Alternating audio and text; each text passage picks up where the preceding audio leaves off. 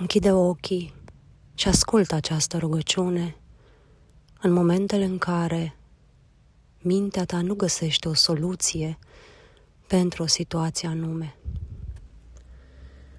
Mă dau din calea ta, Doamne. Azi las totul în mâinile tale.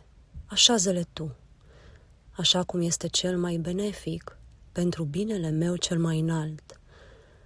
Aleg să mă las inspirată de tine și să-ți urmez îndrumarea în tot ce fac.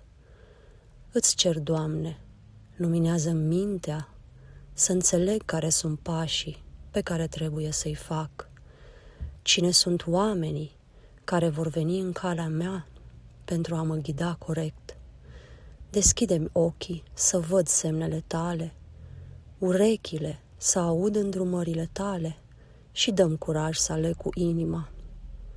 Azi mă predau ție, Doamne. Vreau ca vocea mea interioară să fie vocea ta. Ajută-mă să renunț la frică și să am încredere că fiecare provocare pe care o simt este un semn că mă îndrept spre ceea ce am nevoie cu adevărat. Frica devine doar un far care mi-arată unde trebuie să ajung.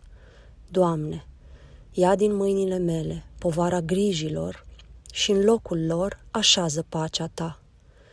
Curăță-mi sufletul de frică și umple-l cu liniștea ta infinită. Știu că tu mă conduci către următorul pas, iar eu aleg să te urmez cu toată inima. Azi declar că mă las pe mâinile tale și ți ofer ziua mea, calea mea și fiecare alegere.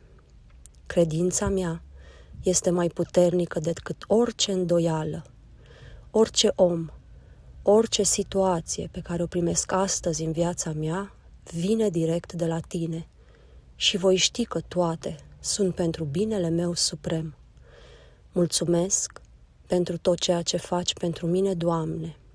Aleg să cred, aleg să trăiesc întru tine. S-a împlinit, s-a împlinit, s-a împlinit.